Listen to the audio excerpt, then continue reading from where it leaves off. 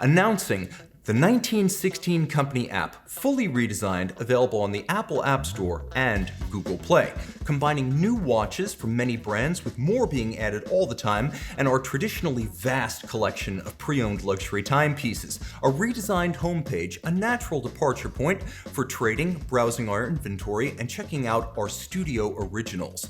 Build your online wish list, a virtual collection that allows you to leverage all of the makes, models, and reference numbers in our databases. And seamless trading. Contact your advisor, forward pictures, get an estimate, and choose your next match from our vast online inventory. All of this on the 1916 Company app, available on Google Play and the Apple App Store.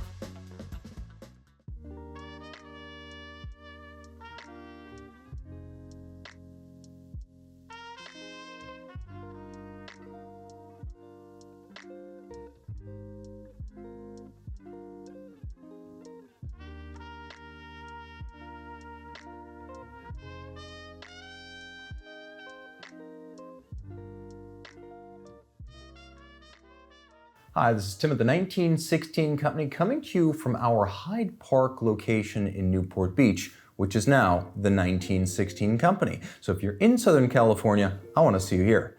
In the meantime, I have a collector whose diverse and varied interest in watches is as varied, diverse, and fascinating as his personal story. And his wife, Beth, was actually on the previous week, so you might want to go back and check that out. Kenny, you're a retired police detective. Let me know, where did that lead? You solved a decades-long cold case. Take me through it. Yeah, in 2020, I solved an old cold case, homicide, and brought a Jane Doe, which had been interned for 41 years, and the family had not known what happened to their loved one. So this case, through the work, I was able to identify her, bring her home to the family. And I decided I wanted to get a watch that represented that, so every time it was on my wrist, I never forgot.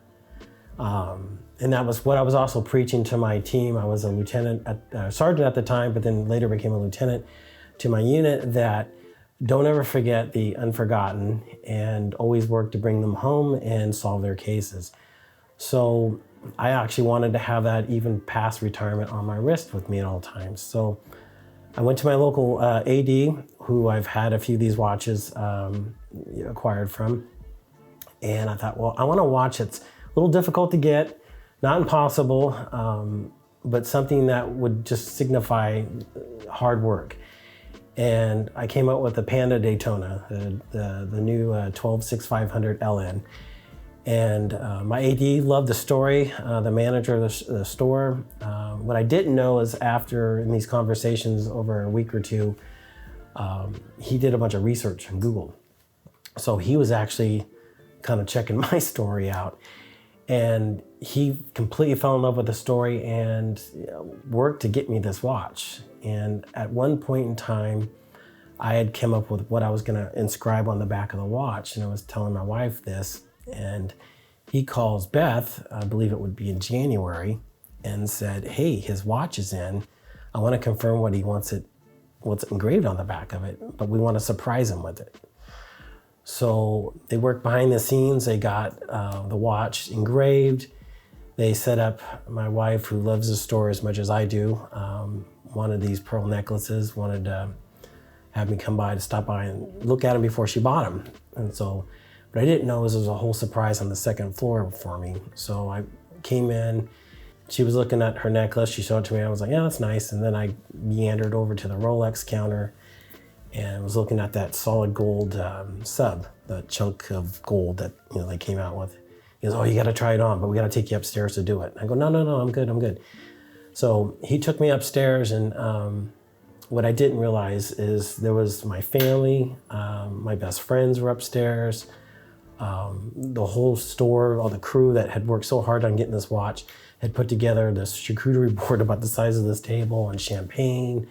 They had pictures of me from when I was a little kid going to Universal Studios, sitting in Adam 12 police car, to my current police photo, to the victims that were these associated to these watches, because it kind of ties into 3 different victims in this case. And they presented the watch to me, and it was a lump in the throat moment. one, seeing the box, and when he popped the lid, realizing, hey, I've actually got a Daytona.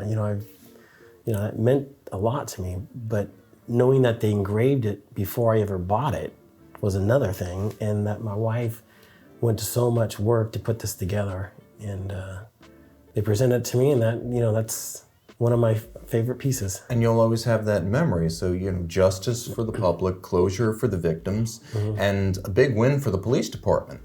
And so you'll always have that with your Daytona. So what's fascinating to me is that might be the most defining story in the life of any watch collector I've ever interviewed. That's up there with Rob Huberty and his Combat Sea Dweller. But there might be one watch on the table that can compete for emotional impact with that watch. Yes. And it is your first. So you got to tell me a little bit about this googly-eyed fellow, because this is where it started. Yeah, obviously I have a 7-inch wrist. That will never fit my wrist again, and it's pretty tattered. But back in 72, 73, there was a vitamin called Pals, and I could be completely wrong about this, but my mom sent proof of purchases of these Pal vitamins. And this is the Pal's puppy. Yeah, the Pal's puppy.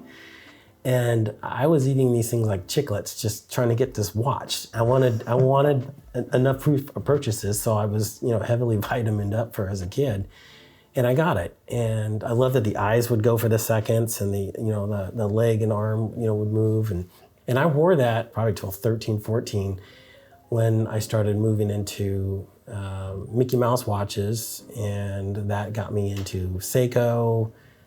And then my first major purchase was my Submariner that I bought in 94. So that's really when you stepped into the realm of like true luxury watches. You had the bug early, but it was the Sub in 1994. Yeah, I grew up in a time when watching Jacques Cousteau on TV, watching the Apollo program, even though I was really little at the time, going to my grandma's house and pulling out the encyclopedias and looking at all the space, history about the, NASA and things like that. And just seeing the watches on the wrist, and then watching Jacques Cousteau, whether it was the Rolex watches or some of the other brands that they were wearing at the time. I just love the whole aesthetic, where just all this data on your wrist and the movement, and that it's mechanical. You don't put a battery in it. It's, self-wound. It gets that energy from you, not from a cell of some kind. Yeah, it's, you drive in your car and it's you're winding your watch. So that really kind of got me off running with wanting, and I liked mechanical things. I was, now the term steampunk, whatever it was deemed to be called back in the 70s, I liked watching gears move and mechanical things. And, there's some movement that's the byproduct of another kind of energy, whether it's yourself or just, the winding of a watch. I love that you have a little engine on your wrist. And you're a car guy, I can tell. I'm a car guy.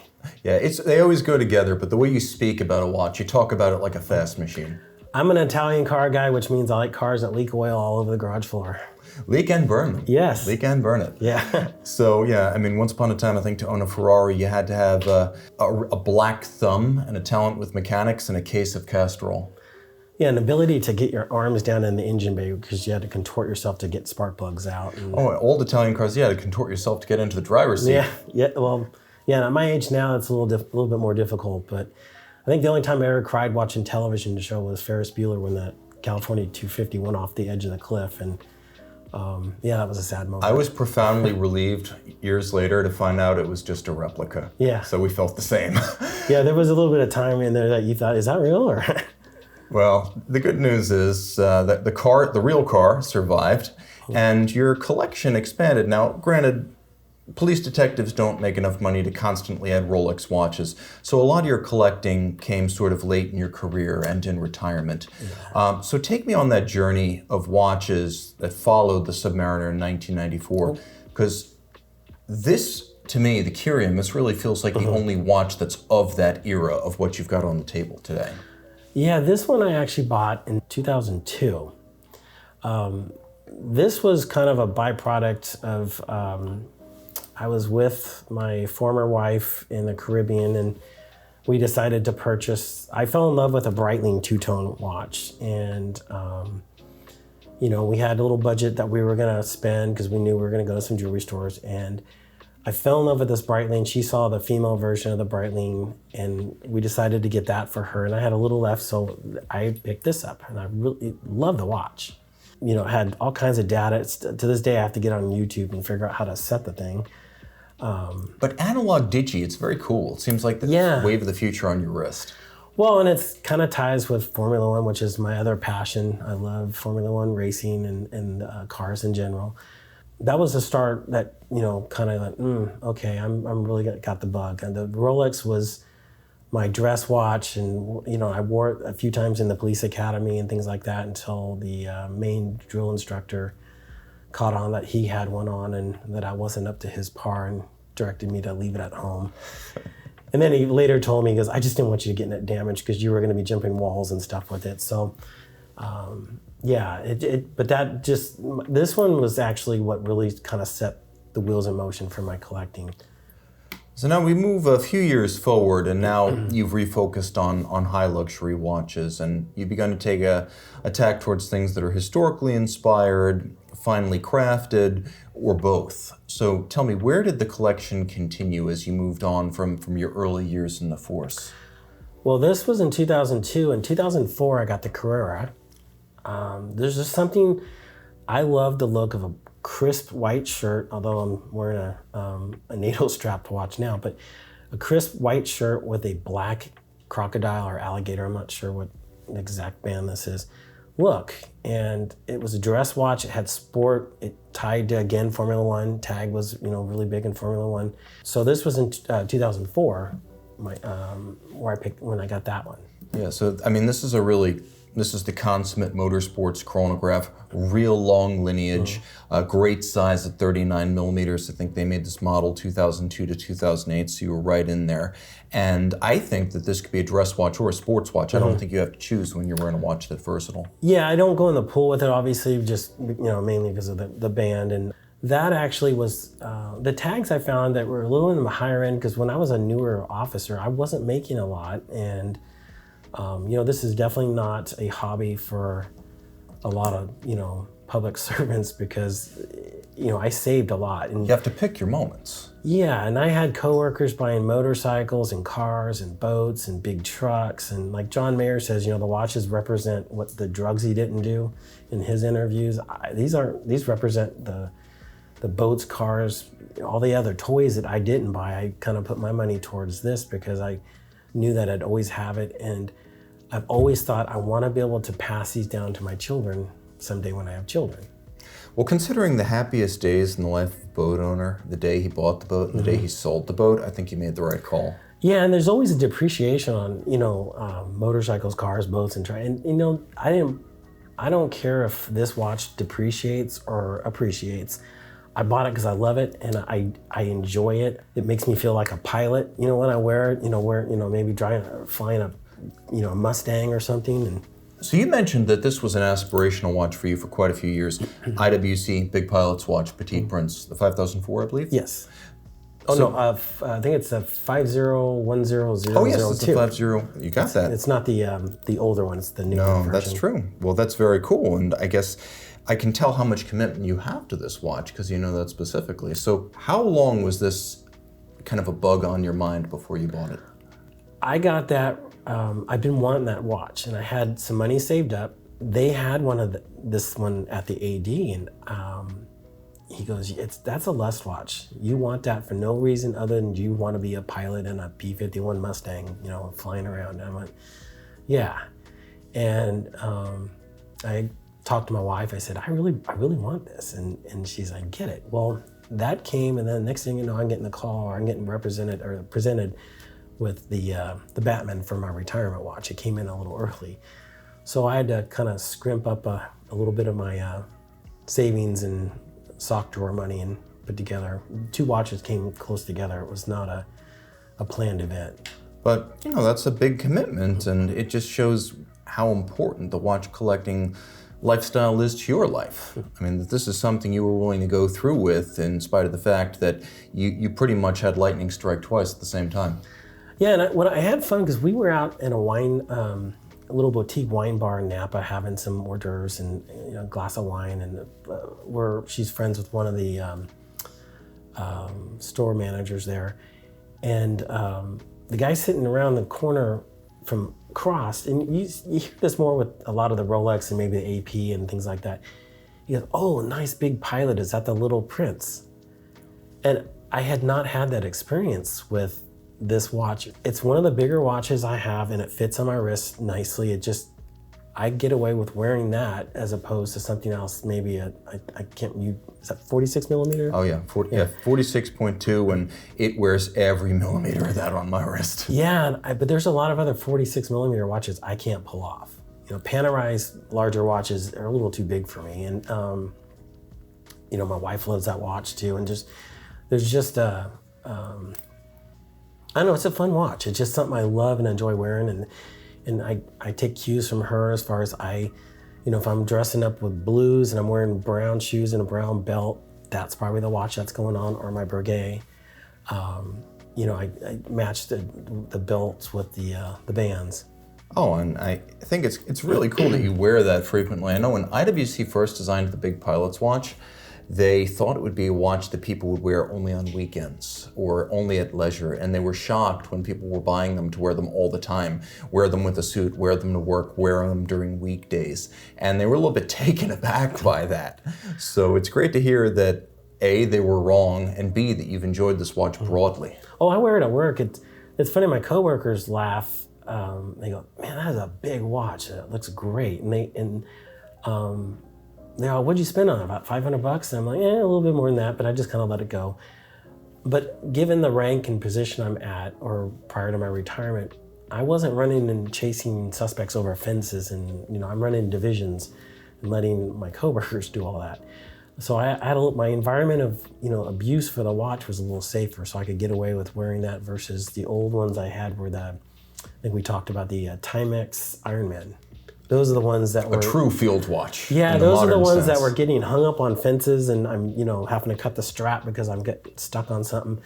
But when the battery dies, you go buy a new watch because it was cheaper than replacing the battery. But as I matured in my career and got into different ranks and was unfortunately more in the office, I could get away with wearing the nicer watches, and it kind of took the sting of not being out in the field as much. I can definitely see that as a more acceptable trade-off. Yeah. A way to make the office and the workday a little bit more exciting. That's part of why I wear my watches. Yeah. Not every day is a fun interview, but this is that moment, fortunately.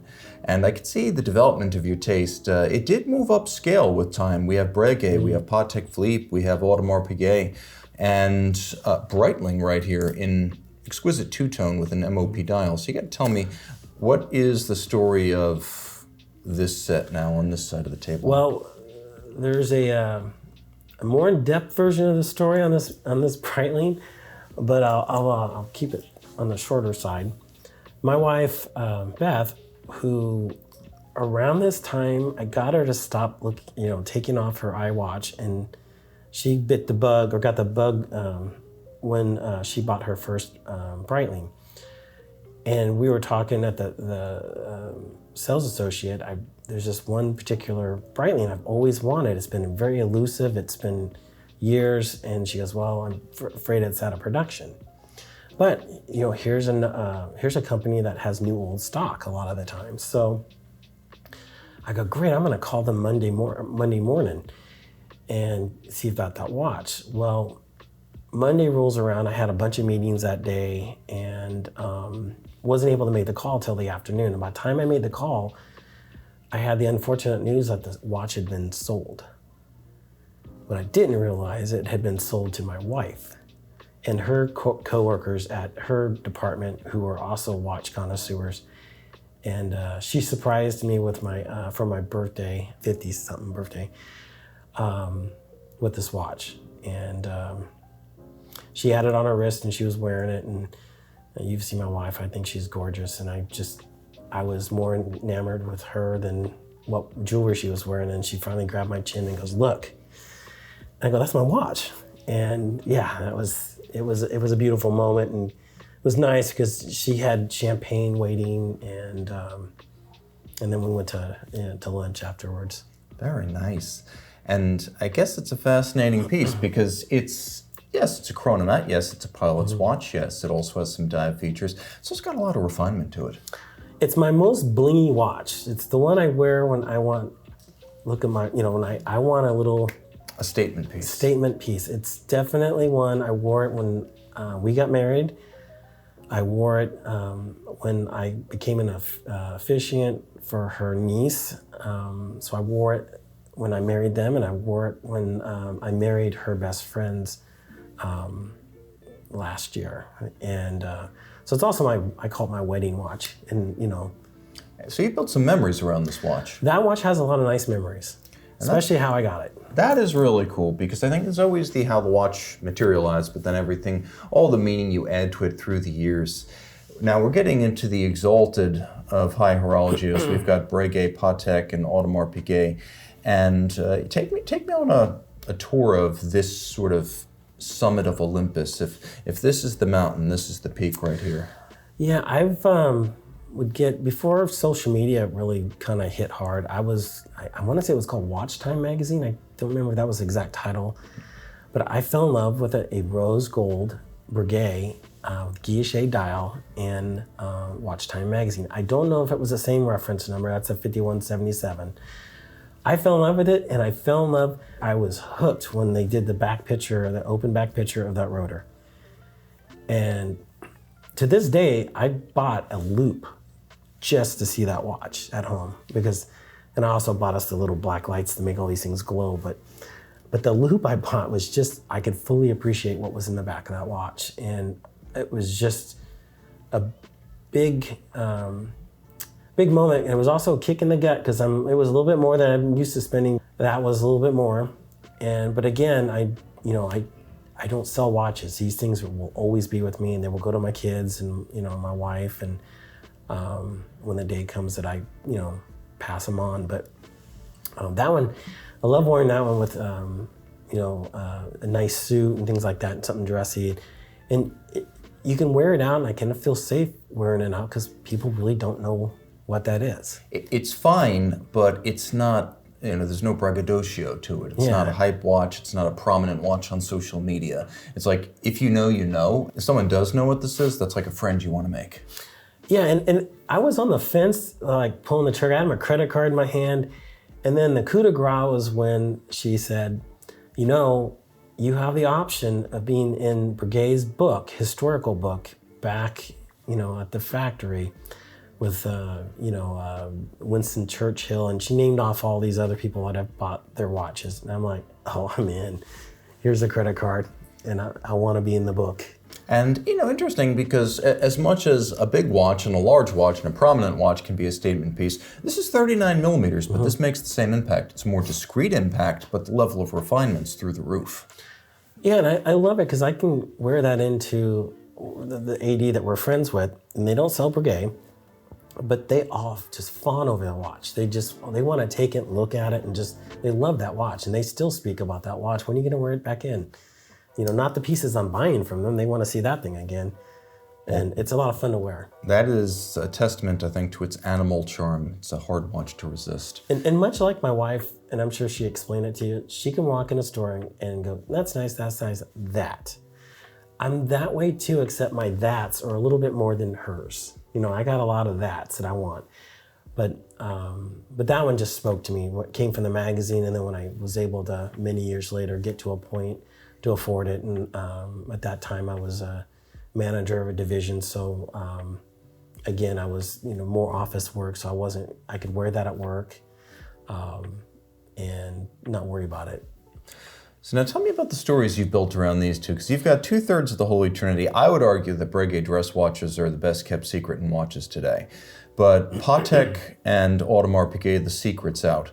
So talk to me a little bit about your 5127 and your 15510, because this Calatrava from Patek, Royal Oak from AP, those are like the pillars of the brand. Well, we travel to Southern California a lot. We don't have an AP dealer yet up in Northern California.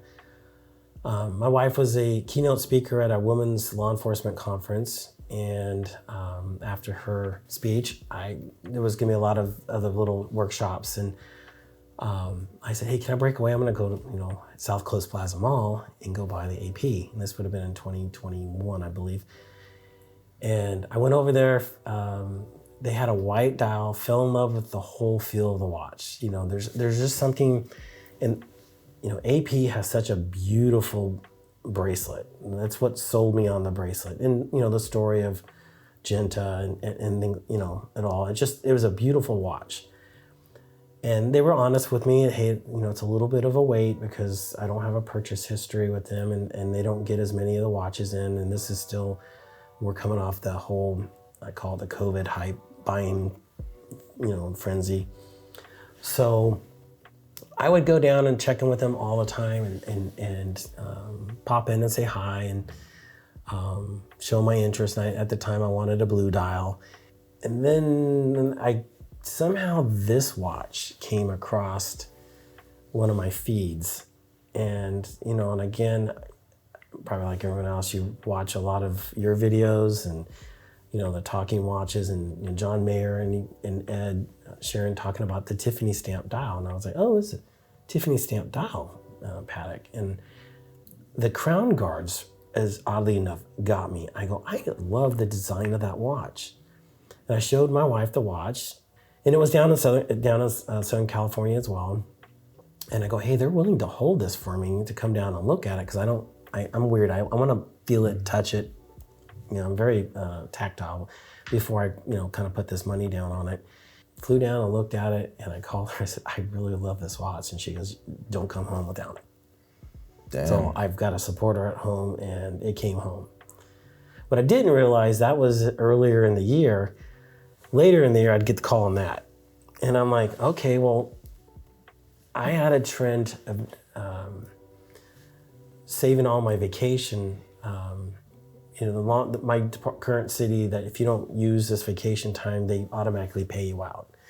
So I wasn't taking a lot of vacations. We take a couple trips here and there. But I was just bankrolling, just stuffing it in my watch money in the side after we pay all the other bills. So I had my little fun money. And she'd have her little extra shoe money that she collects. And they were like, hey, is there any other dial colors you like? I go, I really love the black. And they go, we'll call you tomorrow. And then I didn't get the call. And then we were in Boulder City, Nevada for a wedding. And then I got the call that they had the black one at South Coast Plaza. And I'm like, okay, I can pull this off because we had a connecting flight at LAX.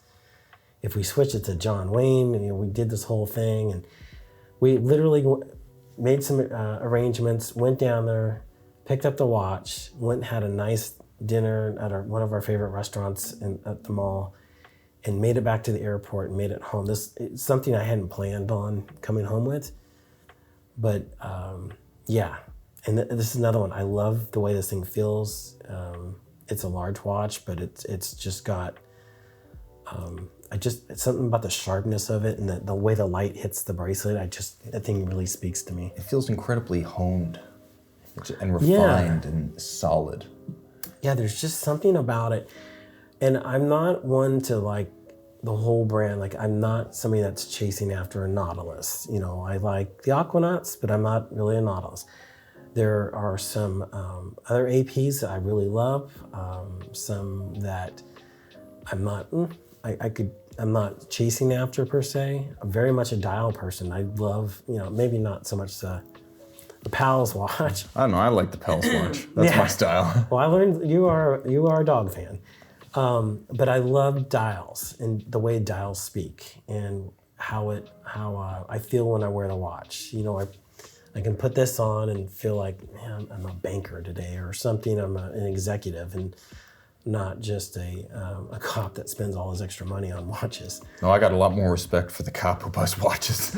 Your story is unique. Well, my daughters are very excited, and I think their boyfriends probably will be too, because they know someday that these will be coming down their way, along with the other half of the collection that's still at home of some other pieces. I got one daughter that's excited about my wife's shoe collection, and the other one is probably more so into watches. But I just like the fact that I'm getting to, play with it, hold it, have it, wear it now, and at some point, this will go to somebody else to build their own memories. Because, even when I wear these and somebody talks about getting scratched, I call the scratches history markings, because I can know when I got these little nicks right here, I did that in the pool. Okay. Because I realized I probably shouldn't have been in the pool with this watch, and it didn't quite get submerged, so I was trying to get out of the pool. Was it a cannonball? No, I was just cocktail in hand in a pool. Fair enough. In the Caribbean, but such is life. But yeah, I call the little scratches history markings. So like when I get them, I go, okay, that's how I remember that one. The first one always hurts, and you cry about it, but no, but they aren't part of your life until they have those marks. Exactly. Perfect is not a watch that's been worn. And I wear this one probably my Tudor FXD. I wear this one a lot at work. And this one's been abused a lot. I've actually caught myself kind of working on the car with this one on, and I don't have a lot of history markings on this one. It's just a really rugged, tough watch. But I'm okay if they get scratches on them. They should. If they don't get scratches, they're not being worn. No one's that careful. I'm not quite like my wife, who will go out gardening with a Rolex on. I don't probably go out and do concrete work wearing these watches, but yeah, I definitely enjoy the watches, and I got a collection about the size I'm comfortable with, where I can wear different watches for different occasions, but I still have that, like you and I were speaking like earlier, you get to a point of, oh, I could wear this one, I could wear this one, I could wear that one. What am I going to wear out of these three, which will go with what I'm wearing? So I try to keep it where they're all getting equal wrist time. I really love the Tiffany co-signature on the 5127. That's a real cool clincher for a watch like that. Yeah, well, the picture I sent home for her to see when I was there, I took the Tiffany box they had, I laid it on there. I love photography, and I kind of laid it out there where it was kind of just set right, and I took a picture with my iPhone. I sent it to her, and because I was trying to, please be okay with this watch, She was like, yeah, don't come home without it. Well, that's cool. You're both into the hobby. She gardens with her watch. You work on cars with your watch. That's life. That's the way it should be. That's the right way to do things. Where does the future take you? I mean, what ambitions do you have to add different types of watches or brands, or maybe a style you don't have? Currently waiting I'd love to get a Vacheron Overseas. I love that. I know that's going to be fitting in with some of my other sport watches, but there's Vacheron, the blue on that Vacheron dial it's mesmerizing. There's other Breguet I love. After we leave here, I'm gonna go peek. She's got a watch set aside for me to fully join the 1916 company, I think. Well, the future might be now, I guess. Yeah, I've got one that I've set aside that I looked at last time I was down here, and or I'd asked about. You guys didn't have it in. She was able to acquire one into the store for me to look at, and I'm gonna show my wife. And it's at least it's a very obtainable and affordable watch, and it's something I'm really interested in. I'm interested in Nomos, is another brand I'm kind of looking at, wanting to learn more about. German independent, yeah. Yeah, and someday I do want to get a world timer, the 5930 that you and I were talking about, the blue light. That is maybe what my 60th birthday present to myself might end up being. Excellent. Well, be the keeper of the flame. I expect to see that when we shoot the sequel. Thank you for your service, and thank you for so much, showing. Tim.